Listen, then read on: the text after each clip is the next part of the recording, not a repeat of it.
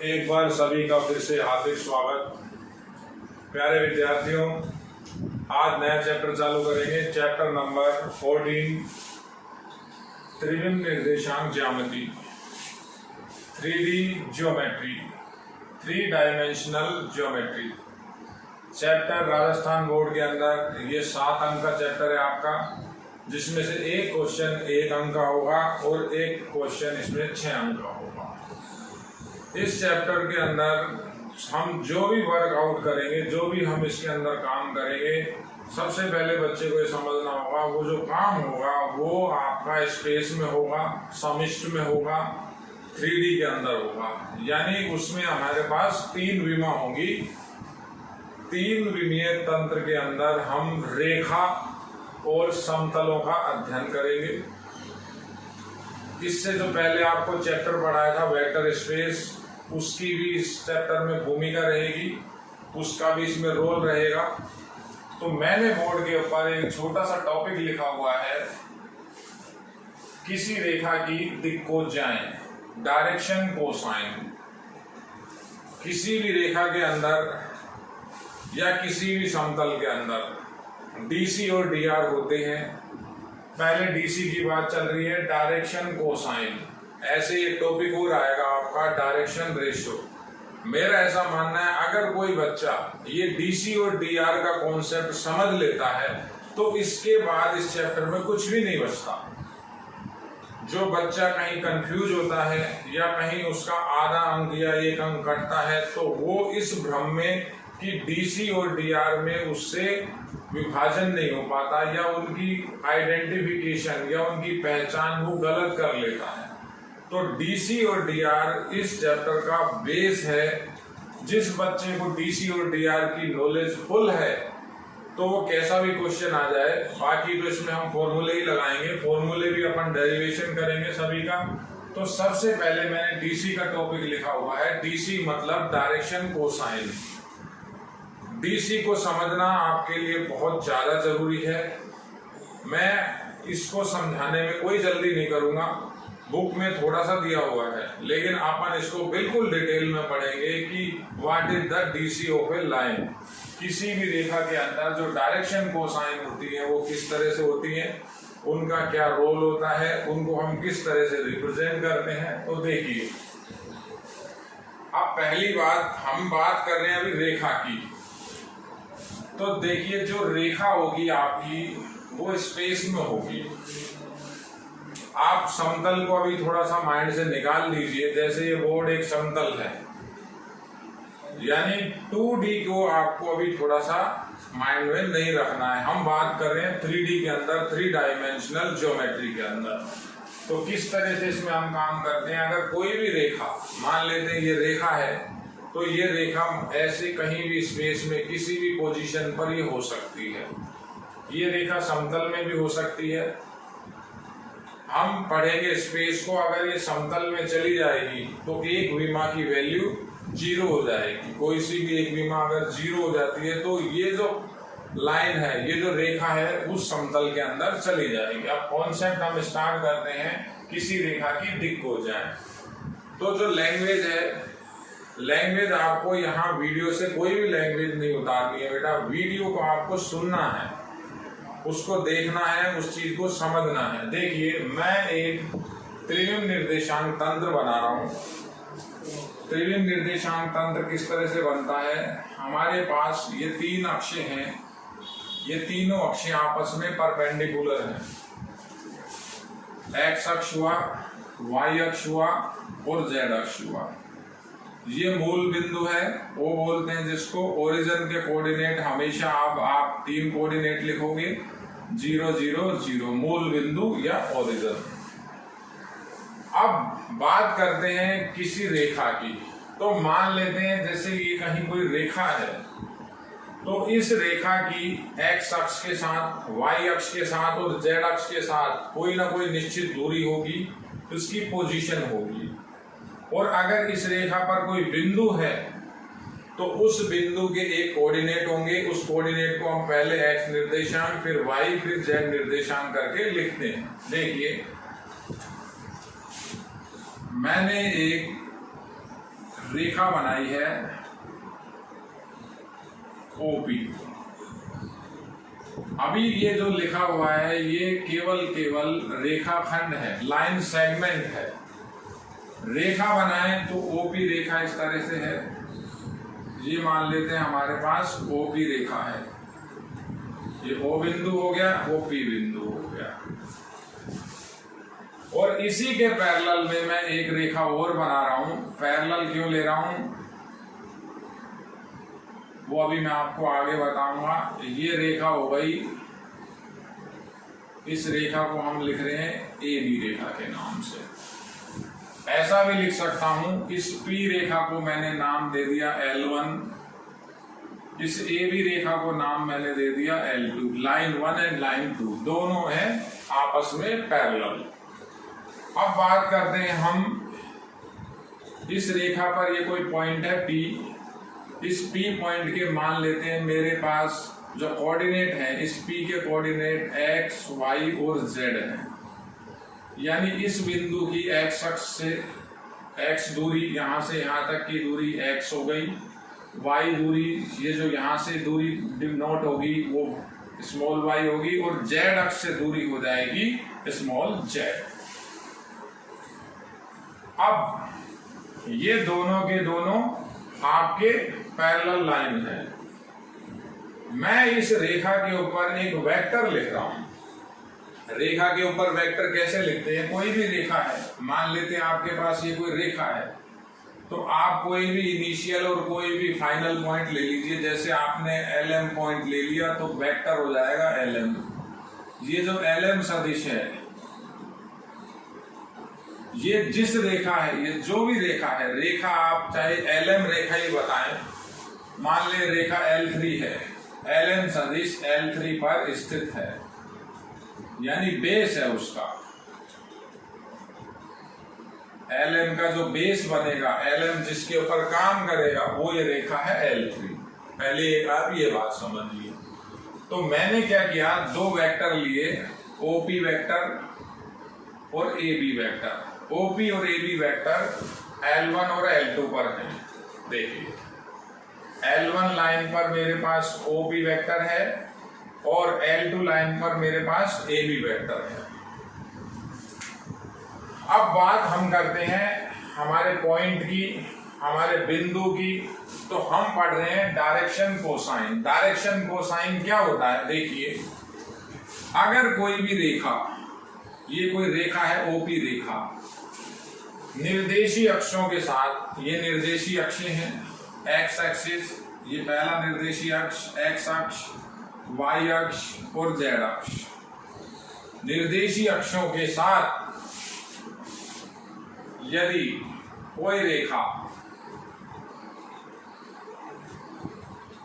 निर्देशीय अक्षों के साथ, निर्देशीय अक्षों कौन कौन सी? एक्स अक्ष, वाई अक्ष और जेड अक्ष के साथ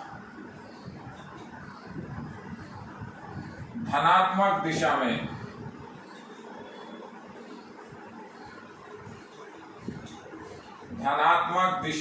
यानी धनात्मक दिशा क्या होती है? Anti clockwise. एंटी क्लॉकवाइज घड़ी की विपरीत दिशा में जो कोण बनाती है,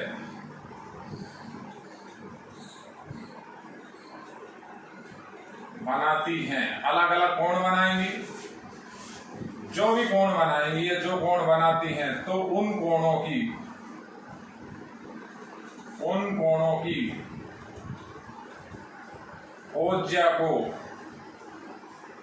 ओज्या यानी कोण हो आपके पास कोई भी, मान लेते हैं मेरे पास कोई कोण 45 डिग्री है, तो इसकी अगर मैं कोज्या फाइंड करता हूं तो इसका मतलब होता है कोसाइन निकालना।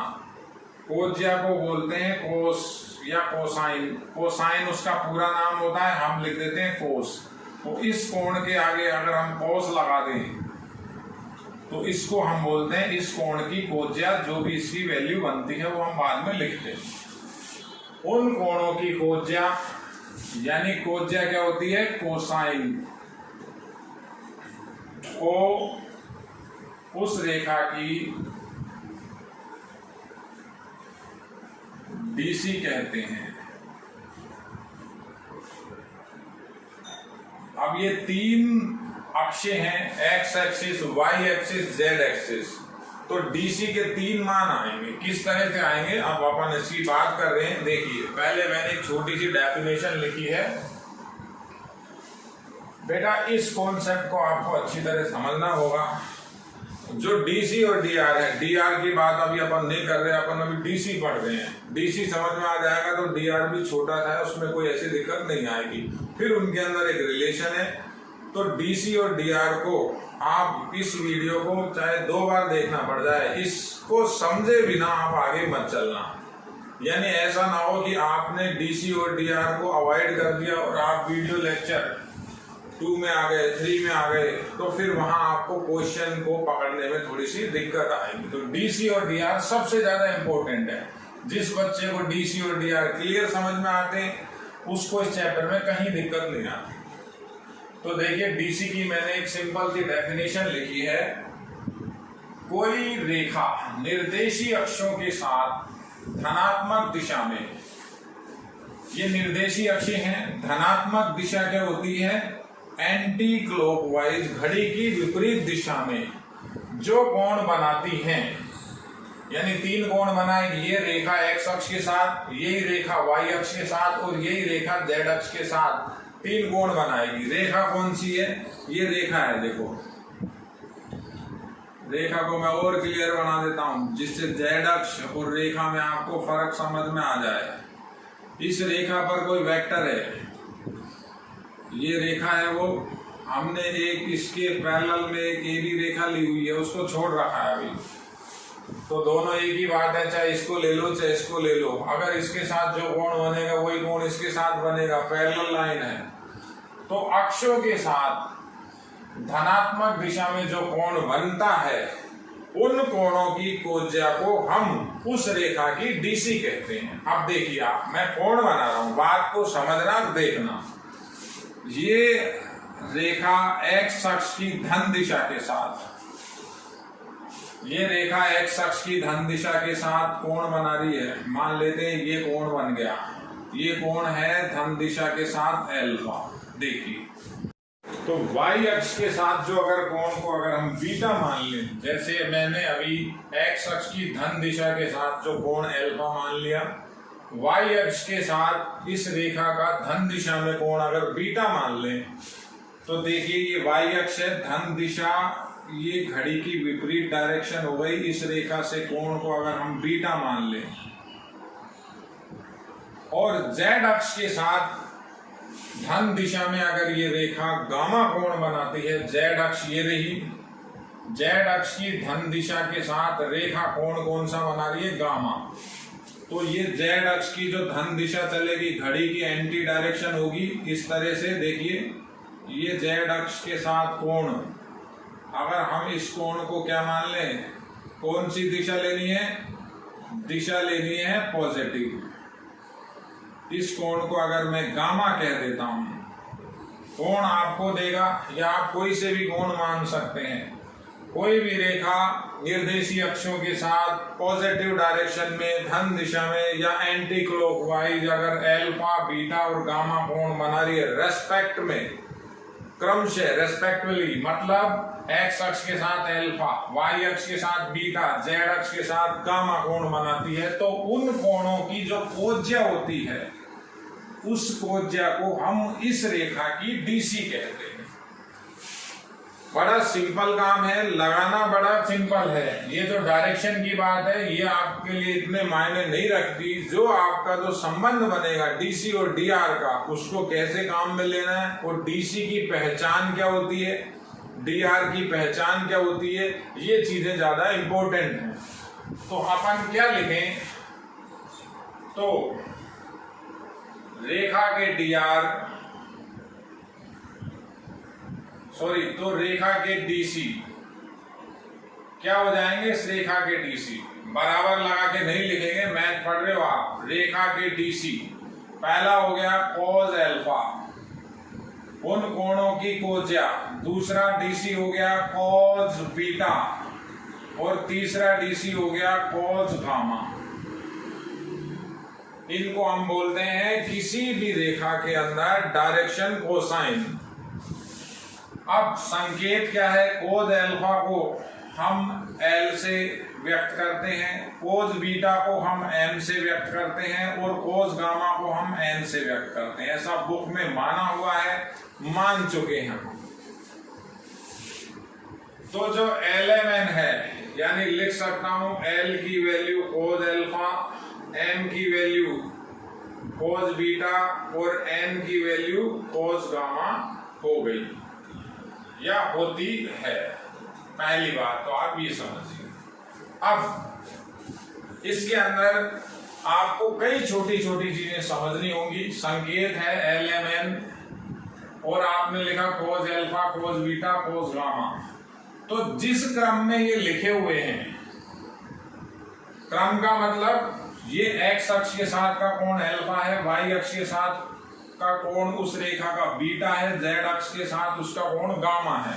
अगर मान लेते हैं ऐसा लिखा हुआ है किसी भी रेखा के लिए जो डीसी है, किसी भी रेखा के अंदर डीसी ऐसा दिया हुआ है, कोस 45 डिग्री, कोस 8 डिग्री और कोस पी डिग्री। मान लेते हैं आपके लिए एक क्वेश्चन है छोटा सा, तो इसके अंदर क्लियर है जो रेखा एक्स अक्ष के साथ 45 डिग्री का कोण बनाएगी, वाई अक्ष के साथ 8 डिग्री का कोण बनाएगी और जेड अक्ष के साथ पी डिग्री का कोण बनाएगी। तो इस क्रम का महत्व तो समझिए, क्रम भी आपके लिए बहुत इंपॉर्टेंट है। दूसरी बात, जब हमारे पास इनकी कोई ना कोई वैल्यू आ जाएगी, कोई भी वैल्यू आए, जैसे कोस 45 की वैल्यू 1/√2 आ गई, इसकी मान ले वैल्यू आपके पास P आ गई और इसकी वैल्यू मान ले Q आ गई, तो ये जो DC लिखे जाएंगे इनके कोई ब्रैकेट नहीं लगेगा, किसी तरह का कोई आप यहाँ कैसा भी ब्रैकेट नहीं लगाओगे, खुले रहेंगे, इनके बीच में कोमा लिखे रहेगा और इधर बराबर में हम क्या लिखेंगे, अपन ऐसा लिख सकते हैं जो भी है रेखा, जो भी रेखा हो, रेखा L की डायरेक्शन कोसाइन बराबर, ये आपकी रेखा L की डायरेक्शन कोसाइन बनेगी। देखिए आप, अब इसी में अपन थोड़ा सा आगे देखते हैं। देखिए अभी मैंने केवल आपको जो बोर्ड में लिखा हुआ है आप उसी को देखिए, ढंग से समझिए, बिल्कुल इजी चैप्टर है ये। डीसी के अंदर अब बात आपको क्या समझनी है, जो ये रेखा L2 है और ये रेखा L1 है, दोनों की दोनों रेखाएं आपस में कैसी हैं, ये पैरेलल हैं। तो जो कोण इसके साथ बनेगा वही कोण इसके साथ बनेगा। तो मैं ऐसा लिख रहा हूं, L1 व L2 में, L1 व L2 में डायरेक्शन दिक्कोजाएं, डायरेक्शन कोसाइन दिक्कोजाएं समान होंगी। एक चीज आपको ये भी याद रखनी पड़ेगी, कारण क्या है, L1 जो है पैरेलल है L2 के।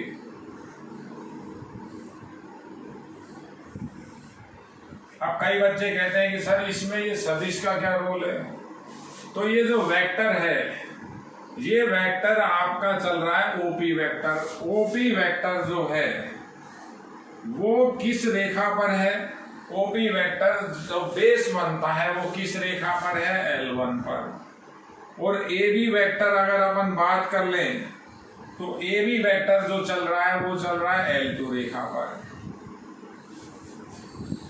तो ये सदिश की भी दिक्कोजाएं बनती हैं, इसकी बात मैं थोड़ा सा आपको आगे बताऊंगा। इस चीज को मैं अभी, जो सदिश की बात है वो रेखा के अंदर बनेगी, उसको अपन आगे देखेंगे। तो पहले तो आप ये देखिए, अब इसी के अंदर एक छोटा सा पॉइंट और है, तो सारे पॉइंट आपको समझने हैं, वो पॉइंट मैं बना रहा हूं, देखिए। तो मैंने डीसी लिख करके यहां छोड़ दिया है, डीसी लिख के छोड़ा, मतलब क्या हुआ, एल एम और एन तो क्या हो गए, ये एल को हम बोलते हैं संकेत, ये इधर सारे के सारे संकेत लिखे हुए हैं, ये भी संकेत है ये भी संकेत है, इनको हमने जनरली एक नाम दे दिया LMN। एल की value cos alpha cos beta cos gamma. अब ये 3D स्ट्रक्चर है, ये 3D डायग्राम है, इसके अंदर आप कोई सा भी एक पार्ट बाहर उठा के लाओ, देखो ये एक्स अक्ष हो गई, ये ओरिजिन हो गया मूल बिंदु, और ये जो ओपी रेखा थी ये पी पॉइंट हो गया। तो P के जो कोऑर्डिनेट है एक्स वाई जेड है, P पॉइंट के कोऑर्डिनेट एक्स वाई जेड। अगर मैं यहां से एक परपेंडिकुलर डालता हूं और वो लंब मेरा यहाँ T पर आके मिलता है, तो O से लेकर T तक की दूरी x होती है, ऐसा आप कोऑर्डिनेट में पढ़ चुके हो। x क्या है, x अक्ष की दूरी, y क्या है, y अक्ष की दूरी, z है z अक्ष की दूरी इस P पॉइंट की। तो ये आपका जो कोण बना था ये कोण अल्फा है। अब अगर इस त्रिभुज के अंदर ही बात करें तो बड़ा क्लियर सा है, OT अपॉन OP की वैल्यू इक्वल है कोस अल्फा। OT की वैल्यू x है, x इक्वल्स टू हो जाएगा OP कोस अल्फा। देखिए अब एक बार चैप्टर नंबर 13 के अंदर आते हैं। मैंने वहां ये बताया था आपको, अगर अपन इसके परिमाण को निकालें, इस OP वेक्टर के परिमाण को निकालें, तो परिमाण क्या होता है, लंबाई होती है। लंबाई क्या होती है, इनिशियल पॉइंट से फाइनल पॉइंट के बीच की जो डिस्टेंस होती है उसको अपन परिमाण बोलते हैं। तो परिमाण को लिखने के कई तरीके होते हैं। देखो बेटा, आप केवल OP लिख सकते हो, आप OP वेक्टर के ऊपर दोनों तरफ मॉडुलस लगा सकते हो, ये एक ही बात है, बिल्कुल सेम। और मैं ऐसा मान रहा हूं OP की वैल्यू r के इक्वल है, तो मैं इसको r भी लिख सकता हूं और मैं इसको r वेक्टर के ऊपर मॉडुलस लगाया ये सब लिख सकता हूं। ये लेंथ है, अच्छे से देखिए, बिल्कुल वीडियो को बहुत तसल्ली से सुनिए। आपको हर चीज बेटा लिखवाई नहीं जा सकती। आप सोचो ना हर एक चीज लिखवाए तो टीचर 1 मिनट में जाने कितने शब्द बोल देता है। तो बोलने का काम आपको सुनना पड़ेगा, जो मैं बोल रहा हूँ वो आपको सुनना पड़ेगा। जो लिखने की चीज है वो आपको सारी नोट्स में मिलेगी, मैं सब कुछ लिखवा भी रहा हूँ। तो यहां से O से लेकर P तक की जो लेंथ है, अगर इस लेंथ को अपन ने R मान रखा है, तो R की कैलकुलेशन किस तरह से होती है, देखिए OP या R या अंडर रूट, बहुत एक पुराना फॉर्मूला है, वैसे मैं बता भी चुका हूं। अगर किसी भी वेक्टर पर 2 पॉइंट हो तो परिमाण निकाल सकते हैं इजीली। कैसे निकलता है, दूरी का सूत्र लगाएं, x माइनस 0 का होल स्क्वायर, y माइनस 0 का होल स्क्वायर और z माइनस 0 का होल स्क्वायर। तो OP या R की वैल्यू हो गई हमारे पास under root X square plus Y square plus Z square. एक ये बात, ये छोटे छोटे पॉइंट आपको सारे दिमाग में रखने पड़ेंगे, तब ये चैप्टर आगे चलेगा। देखिए अब मैं यहाँ आ रहा हूँ वापस, तो x की वैल्यू हो गई मेरे पास, x की वैल्यू OP की वैल्यू R मान रखी है, R कोस अल्फा हो गया। ये एक संबंध आया, x की वैल्यू हो गई R कोस अल्फा। अब अगर अपन ऐसे ही इसी पॉइंट की y से अपन परपेंडिकुलर या डिस्टेंस डालें, यहाँ लंब डालें, तो जैसे मैंने ये लंब डाला, इधर देखिए आप, तो ये जो डिस्टेंस बनेगी, ये डिस्टेंस को अपन क्या बोलेंगे, इस डिस्टेंस का नाम हो जाएगा y दूरी। तो सिमिलरली ऐसा निकलता है, दोबारा निकलेगा, क्या संबंध आएगा, y की वैल्यू आएगी हमारे पास OP cos बीटा। ऐसे ही हमारे पास एक नई वैल्यू आएगी z दूरी, तो वो भी OP रहेगी, हर किसी में प्राणी काम में लेंगे, और ये आएगा आपका कोस गामा। तो मेरे पास जो संबंध बने वो क्या क्या बन गए, इससे हमारा जो संबंध बना, एक पहला x की वैल्यू R कोस अल्फा, याद रखेंगे y की वैल्यू OP की वैल्यू R है, R कोस बीटा के इक्वल होती है, और z की वैल्यू होती है R कोस गामा। देखिए आप, ये कहां से आया था, OT, OT मतलब x दूरी, x, OP मतलब r, x बटा r कोस अल्फा होता है। ऐसे ही आपका ये बना था एक y बटा r, जब y बटा r निकालेंगे अपन तो ये कोस बीटा हो जाएगा, और ऐसे ही जब मैं z बटा r निकालूंगा तो वो कोस गामा हो जाएगा। अलग अलग ट्राइंगल आएंगे, अलग अलग ये कंडीशन बनेगी। तो हमारे पास एक रिजल्ट तो ये आया है, संकेत लिखे हुए हैं, कोस अल्फा की वैल्यू L, कोस बीटा की वैल्यू M, कोस गामा की वैल्यू L। और एक दूसरा मेरे पास तर्क ये आया है, x की वैल्यू होती है r कोस अल्फा, y की r कोस बीटा, z की r कोस गामा। बड़े ही अच्छी तरह से बात समझिए। इसी से हम इन DC के अंदर, DC कौन सी, LMN के अंदर आपस में एक संबंध होता है, अपन उसको भी देखेंगे।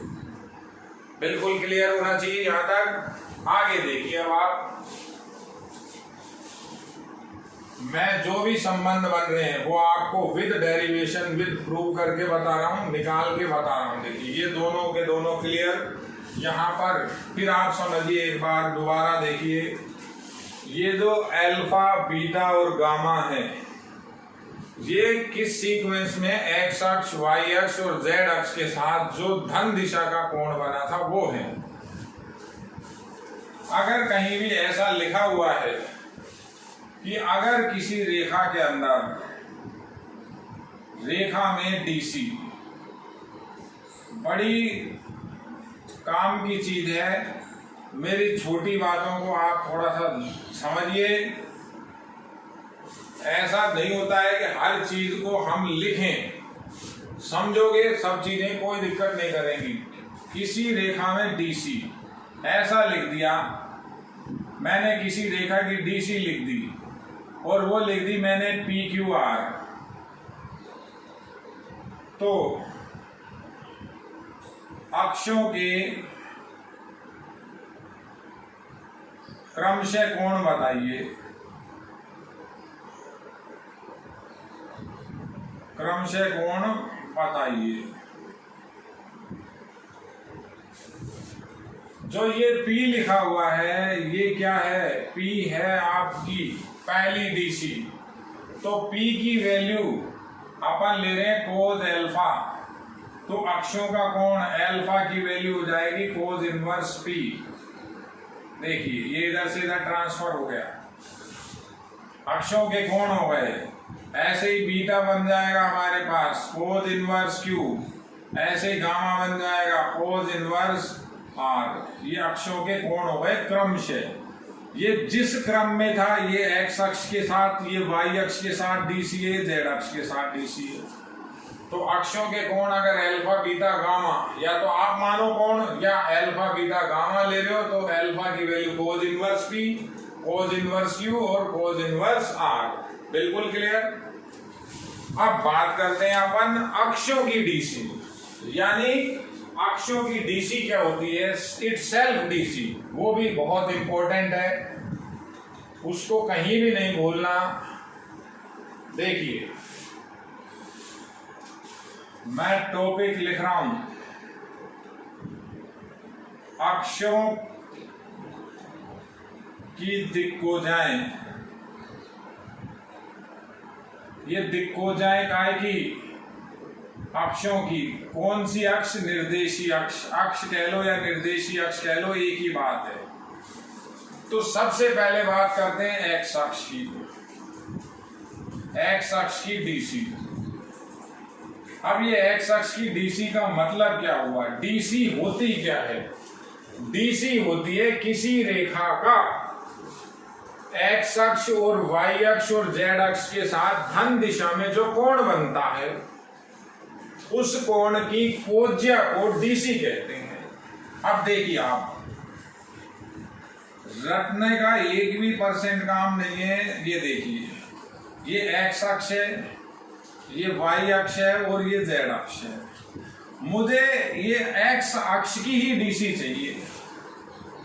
यहां तो क्या था मेरे पास, ये OP रेखा थी, तो ओपी ने एक्स अक्ष के साथ अल्फा कोण बनाया था, वाई के साथ बीटा और जेड के साथ गामा एंटी क्लॉकवाइज।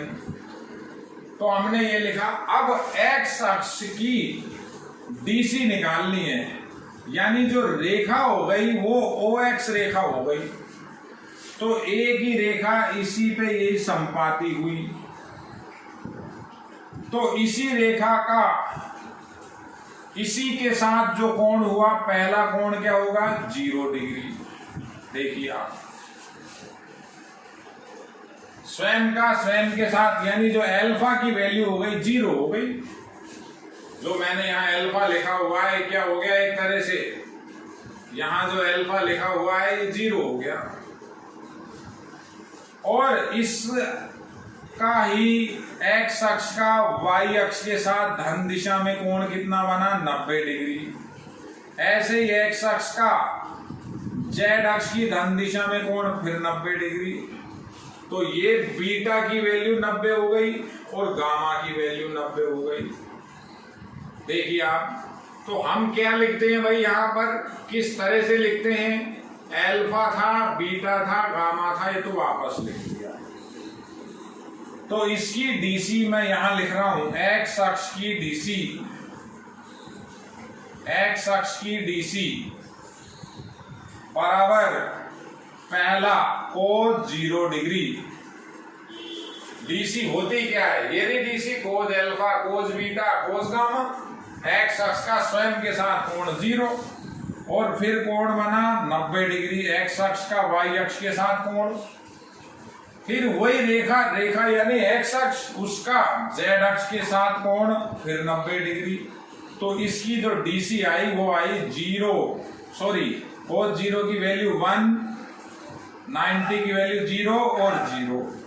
तो ये जो डीसी लिखी हुई है, ये डीसी लिखी हुई है एक्स अक्ष की डीसी। इसके लिए कहीं कोई ब्रैकेट नहीं लगाना है, डीसी को इसी तरह से लिखना है, ये एक्स अक्ष की डीसी है। अब बात करते हैं वाई अक्ष की डीसी की। तो ये जो वाई अक्ष है इसका इसी के साथ कोण फिर 0 डिग्री। ठीक है, तो पहला कोण किसका लेते हैं हम, वाई का एक्स अक्ष के साथ कोण। तो वाई अक्ष की डीसी कैसे लिखी जाएगी, देखिए अब आगे,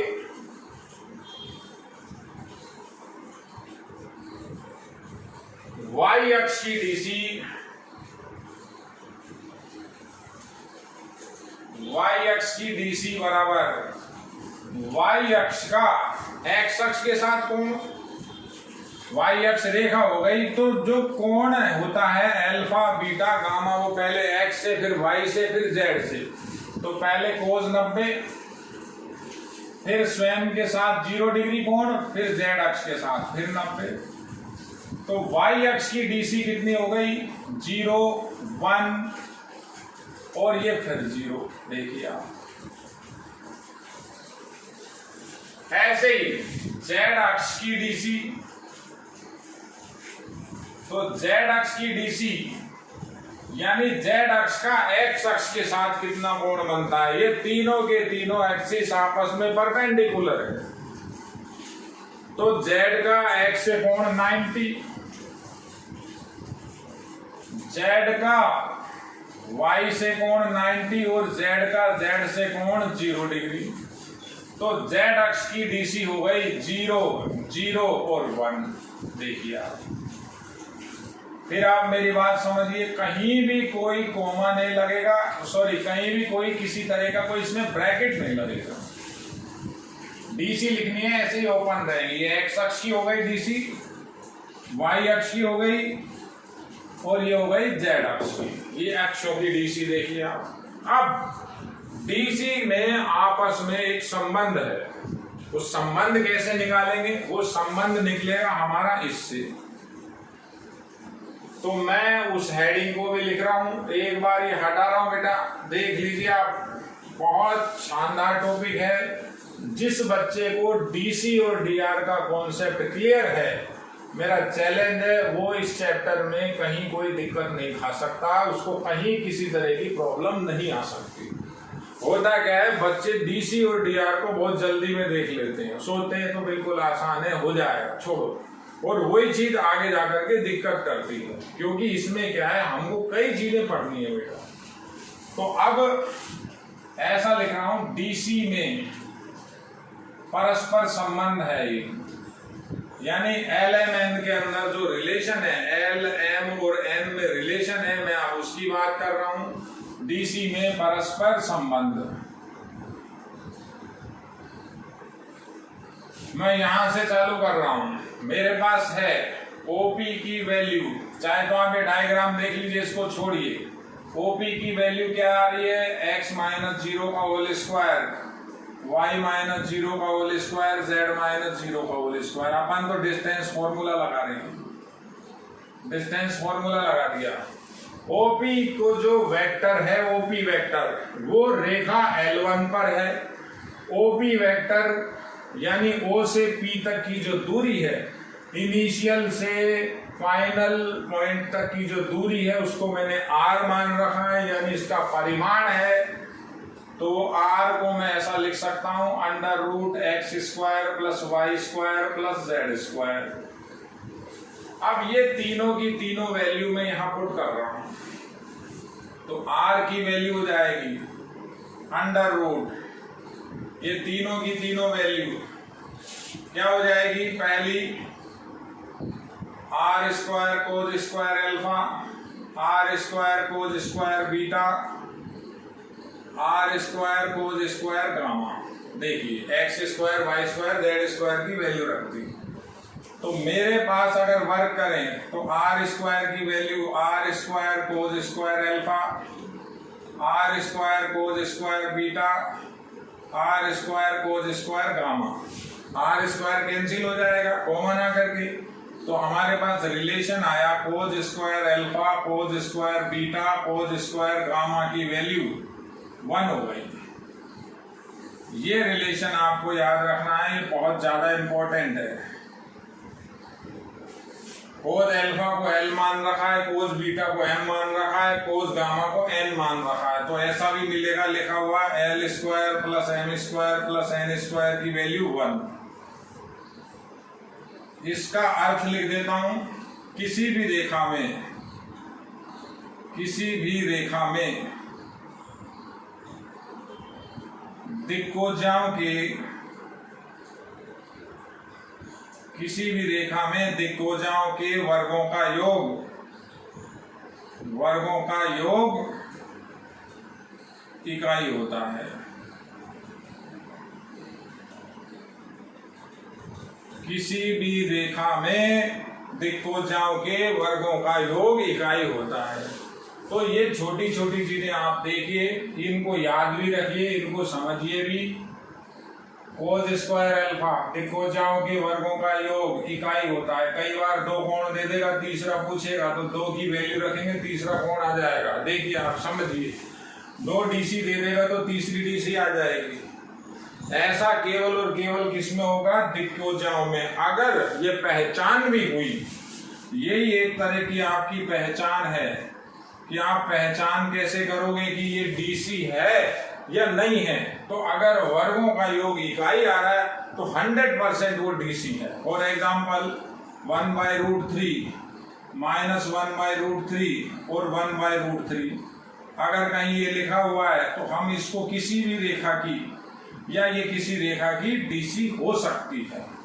वर्गों का योग इकाई आ रहा है, तो पहचान किससे होगी, पहचान इसी से होगी। अगर वर्गों का योग इकाई आएगा तो हम उसको क्या बता देंगे कि ये डीसी है। वर्गों का योग इकाई नहीं आया तो हम कहेंगे डीसी तो नहीं है। अब डीसी नहीं है तो वो मे भी हो सकता है वो डीआर हो। तो अब मैं बात करूंगा डीआर की। देखिए डीसी को आप अच्छी तरीके से समझिए।